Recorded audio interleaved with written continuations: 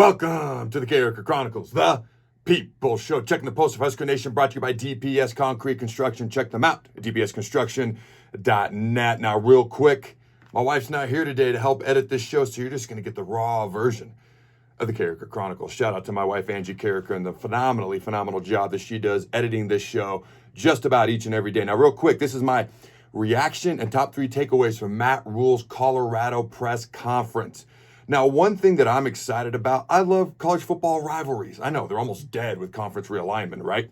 But if you're like me and you enjoy rivalry games like this, and or you'd like to see as much of them or more of them as we possibly can in the future, hit that like button. But here are my top 3 takeaways from Matt Rhule's press conference and my reaction. Number 1, he said over and over, just make it football. It's going to be on the road. You've got altitude. You got fast pace. You got a ranked team. You got Shedeur Sanders. You got Coach Prime. You got big noon kickoff. You got all this stuff. Just make it football. Okay. He said very simple. If we can stop the CU's offense essentially talking about on third down, because they go so fast.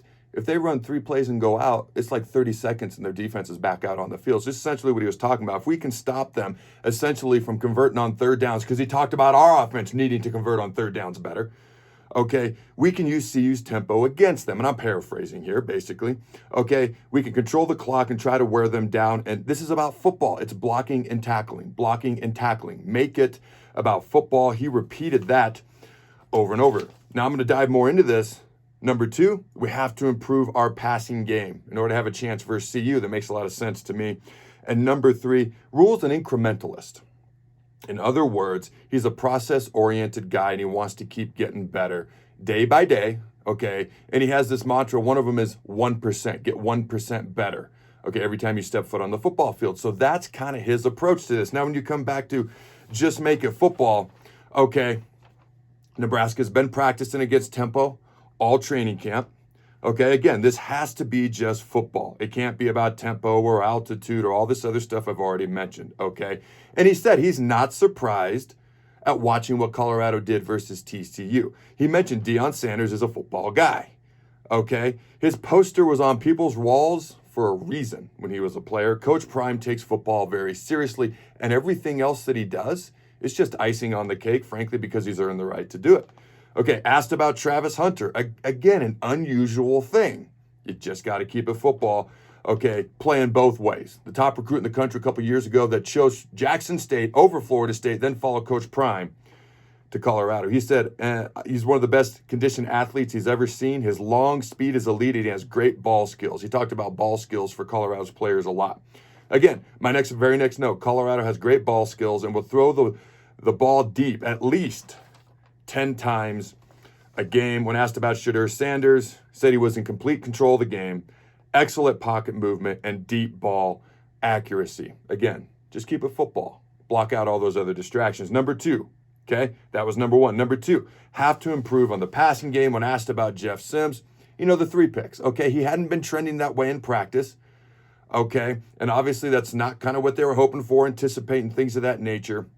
But he also talked about how Sims was right back in the football building watching film, okay? And so it's one of those things where I think Jeff has improved, okay? Impressed, got to continue to improve is what I meant to say. When asked about wide receivers, he's like, it's all hands on deck. Brought up Malachi Coleman's name briefly, so I don't know the potential of him getting in, but he's talking about it's all hands on deck. When asked about Heinrich Haarberg, he said, yes, he's a backup quarterback, but he will also help the team in other areas as well. When talked about Billy Kemp and Thomas Fidone, when asked about Billy Kemp and Thomas Fidone, he talked about the fact that they got to get Billy Kemp going. They've got to. Out of the 60 or so plays they ran, okay, he was the first read 9 times. Okay, they got to get him going. And when asked about Fidone, they like to get him more involved as well. They even had a play down by the goal line for him, and it just didn't work out. Okay, and he flat out said, in order to have a chance versus CU, they got to pass the ball better. All right, now, Rhule, being incrementalist, okay, a process-oriented guy, okay, just keep getting better is how he looks at it, because he doesn't want the program to be a flash in the pan. He wants it to be legit and something that is sustainable. When asked about the offensive line, about something that's trying to get better, process-oriented, all that, okay, he said the offensive line graded fairly well, Okay, now what he actually was really getting at, he's obviously there was a couple times the quarterback was hit and things of that nature, but he felt like they were starting to wear Minnesota down. And he said that with respect to their opponent. Okay, but the turnovers really killed them. So those are my top 3 takeaways. That's my reaction. Just make it about football. Have to improve the passing game. And it's a rules of process oriented guy. Now those are my takeaways. Here's my little extra tidbit. And I could be wrong. He looked a little bit nervous to me. Okay, not a lot, not rattled, not anything like that, just a little bit nervous. And if you put yourself in his shoes, it's kind of like, look what he did in game 1.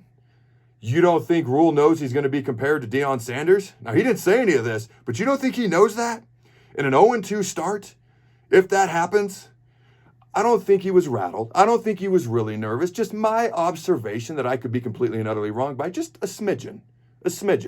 Okay, and maybe I'm wrong. Who knows? Let me know in the comments below if you agree with me, if you happen to watch the press conference. But here's some questions I have for you fine folks at home, because I always want to hear what you have to say. Real quick, because this show does not happen without you fine folks. That's why it's called The People's Show. Also, I want to give a shout out to our sponsor, DPS Concrete Construction. Ladies and gentlemen, if you're a general contractor, building owner, or property manager looking for concrete repair or work done in the Omaha metro area, such as street paving, building floors, parking lots, etc., check out dpsconstruction.net. Now, here are my questions. Let me know in the comments below. How big of a deal do you think this game really is for Nebraska to win and Coach Rhule to win? How big of a deal do you think it is? I want to know your thoughts. Number 2, what is the biggest thing Nebraska must do to win the game? If you had to pick one thing that can have the biggest impact on this game, what is it? Let me know in the comments below. And are you surprised with how Colorado looked in Coach Prime's very first game last week versus TCU?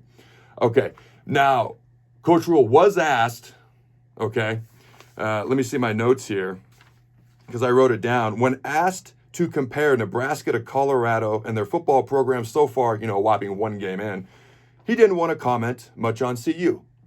That's the appropriate way to respond, okay? And there was more to it, but I'm paraphrasing. Here's what I'll tell you. I'm not a coach. I'm not a player, okay? I compared flat out Deion Sanders to Matt Rhule, and I broke it down how I see it, facts-based, did a ton of research. It's up on my YouTube page right now, also CarrikerChronicles.com.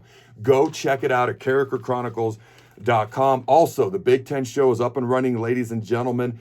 My co-host Jeff Turner and I, we did full reactions to week 1 in college football in the Big Ten Conference. Ohio State's offense struggled. Penn State, are they the most explosive team in the Big Ten? They might be. Quarterback, couple of running backs, dynamic playmakers. Michigan, they played bully ball. Wisconsin, air raid, not so much. They rushed for over 300 yards, and their quarterback kind of struggled. Their quarterback transfer from SMU. Also, Iowa's offense does what Iowa's offense does. Baby Ferentz needs 25 points a game, and they only got 24 versus Utah State. Go check it out at CarrikerChronicles.com. And until next time, Husker Nation, go Big Red. And always remember to throw the ball.